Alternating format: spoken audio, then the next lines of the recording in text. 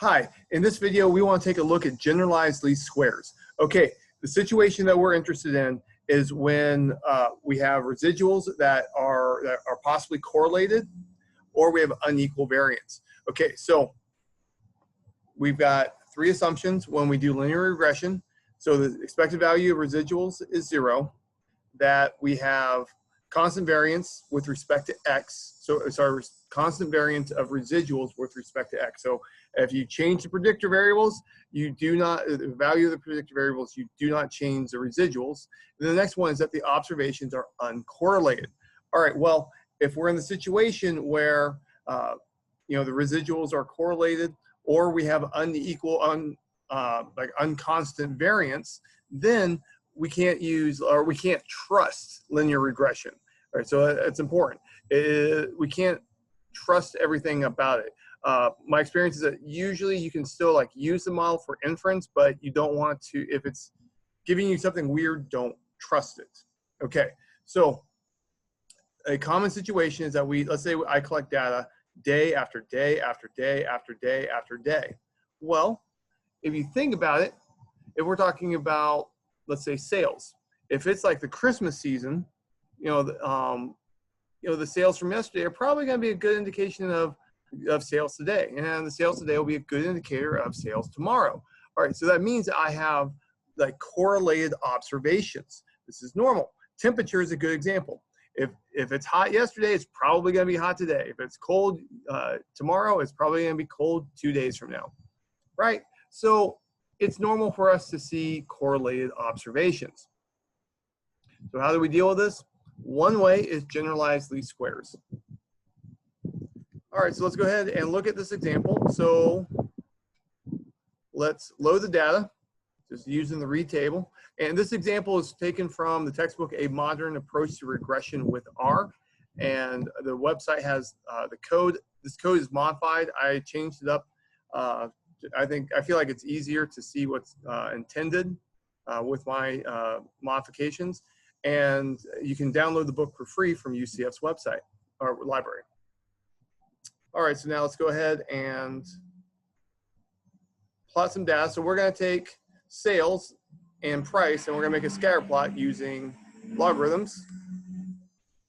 And we have a binary predictor variable, which is for promotions. So I'm going to go ahead and color and shape the plot points by promotion. That's consistent with what the author did. All right, so when I look through here, remember that we are on log scale, so log price and log sales. We can see that as price increases, sales decrease. All right, that seems reasonable. And we can see that we've got a bunch of the promotion points on the far left. All right, well, that's an indication that, first of all, there's going to be a relationship between price and sales that we want to model. And we're going to want to include promotion as a predictor variable because they're all over here on an extreme part. It's on the upper part of the target variable. All right, let's keep going. Let's take a look at sales by week. Okay, so here, in a lot of ways, this looks similar to like a stock market plot when you're watching the evening news. And you can see that it goes up and down. And the main thing I want you to notice is that whatever it was yesterday is pretty close to what it will be today. All right, so they're not very far from each other. Now, there's ups and downs, of course. There are differences. But look at this train of points. Look at here, look here. Overall, things are actually kind of staying close to each other in terms of where they are vertically. All right, this is an indication that we have autocorrelation. So recall that here we're going by week. We're going from the first week all the way to the last week. And it looks like the data is probably going over a year. Okay, so now what we want to do, I want to look at sales, and I want to look at the previous sale. So what I'm going to do, I'm going to create a variable. Well, actually, it's in the data set already, so I'm not creating it. But let's say I create a variable where when I look at a row, that entry is the previous sales.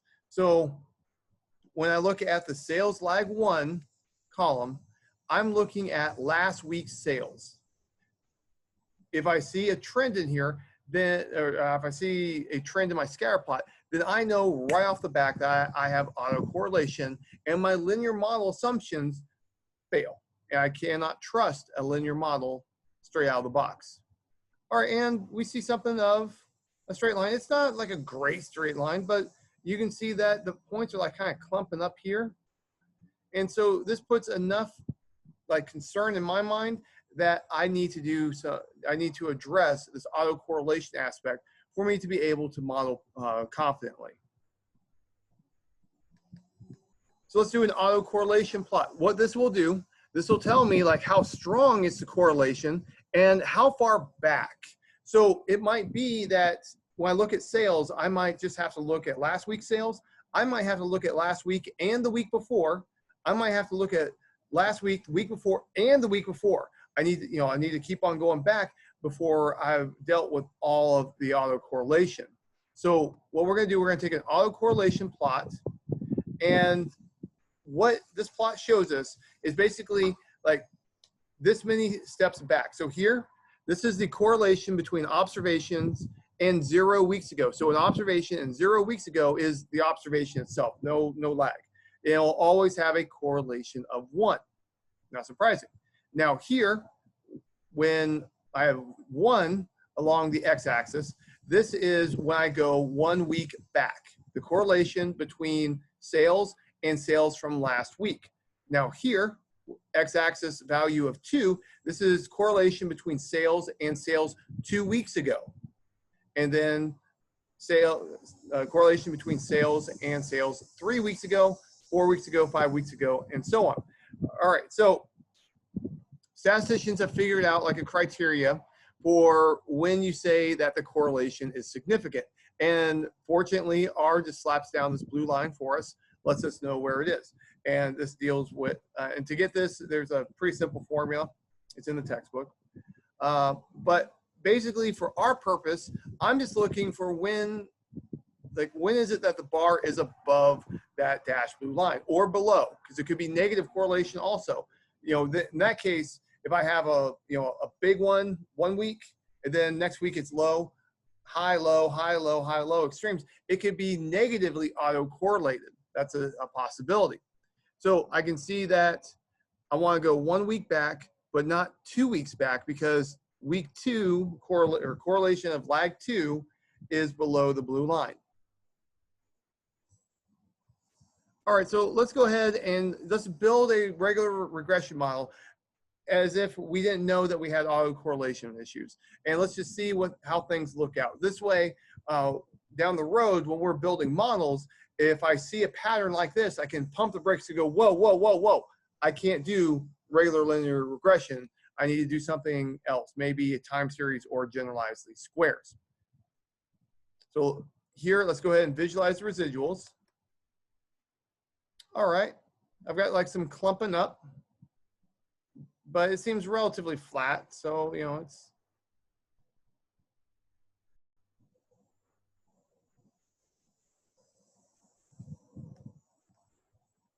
All right, so now let's take the residuals with respect to week.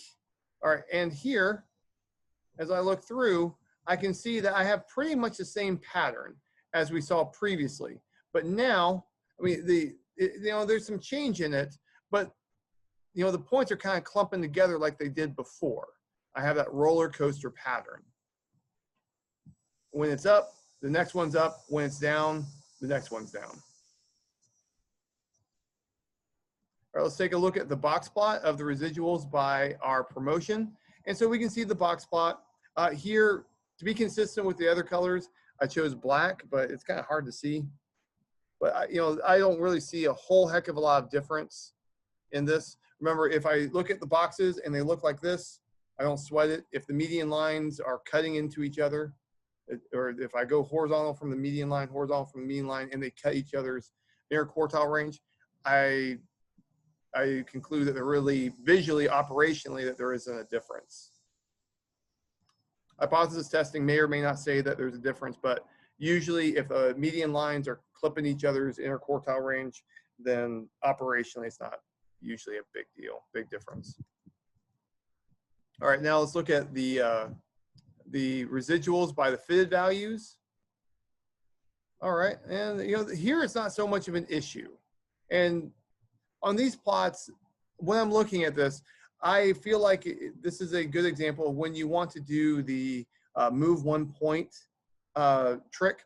So when I look at a scatter plot and I think, hey, there might be a pattern in there.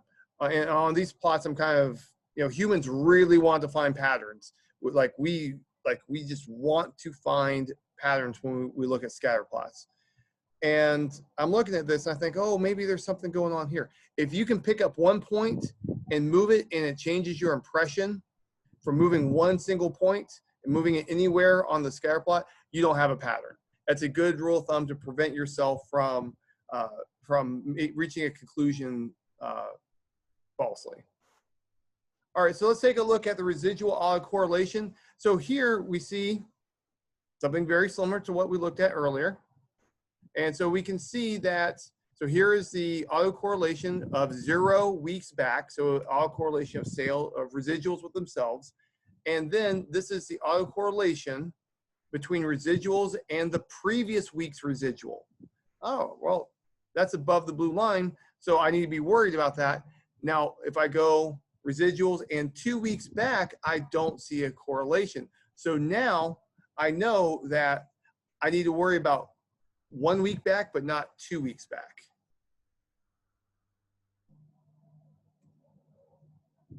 So now let's actually use the generalized least squares model. So here I'm going to use the NLME package to do this. And something that, for me to be able to use this correctly, I have to have an idea of the correlation. I have to have the autocorrelation. I have to have an idea of the variance in terms of constant or non-constant. And so here I'm not worried about the constant variance assumption. I haven't seen any problems with that. But I am worried about autocorrelation, specifically of 1. So let's go ahead and let's do autoregression of 1 in here. And then let's go ahead and plot the model, see what we get. So here's the fitted values, here's our standardized residuals, and I'm not really seeing any problems on this. Let's go ahead and pull the coefficients. So here's the intercept, the log price, the promotion, and the week. As price goes up, sales goes down, promotion increases the sales. And remember, this is on the log scale for sales. And then we can see that overall, as the weeks go on, we get more sales of this item. But it's not a huge amount, because if you realize that the maximum value is like 52, then that's not gonna be that big of a deal. All right, so here we get much of the same information. We can see that the log likelihood for the model is 2.7. And it prints out that we're doing autoregression with lag 1. Here is a parameter estimate, degrees of freedom, and our residual standard error. All right, so here, one thing that is going on is that we're making the assumption that our residuals have constant standard error, constant variance in this model. If this was not the case, then we would go through and start changing the parameters on the GLS call. And my first step on doing that would be to read the help documentation to make sure I execute it correctly. All right, let's look at the summary. So the summary has much of the previous information, but it goes ahead and grabs AIC, BIC, and log likelihood, so we can help interpret what's going on. It gives us some correlation estimates.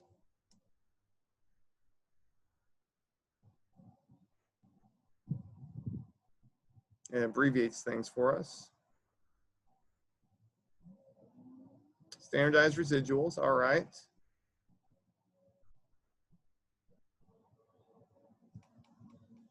Now we can do ANOVA in 2 ways. We have sequential ANOVA and we have marginal ANOVA from the different type of sum of squares. And so whichever hypothesis test we're interested in, we can go through and perform the hypothesis test that we want.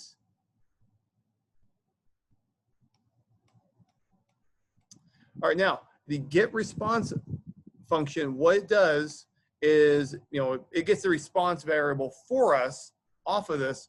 Now, the reason why I want to show it to you here and why I think it's important is because here we're getting an estimate of that standard error. So here it's constant standard error is being assumed. If we told it to estimate the standard error on its own, here is a way for us to grab that. So we can get an idea of what the estimated varying standard error would be. And we can get our 95% confidence intervals for each of our coefficients. So we can see that the intercept is statistically not equal to 0. 0 is not in the confidence interval for log price.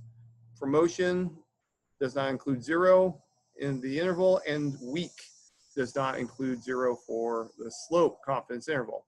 And then we also get a correlation structure confidence interval also. And then we also get a residual standard error aspect. And so here, one thing, this is a relatively simple output just because in this presentation of generalized least squares, we are assuming that we have constant variance. And we can grab the log likelihood also, which was in the summary output a moment ago. Now, when it comes to residuals, remember I have raw residuals, which is the response. That's the difference between model and observed.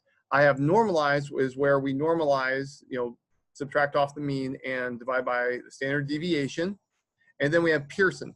Pearson is the one that will, that actually attempts to adjust for what we estimate the distribution to be. So Pearson is usually the easiest to interpret, but it's kind of a special case, and we only have that for really like statistical models. If I get into like machine learning, I'm not going to have a Pearson distribution estimate to work with.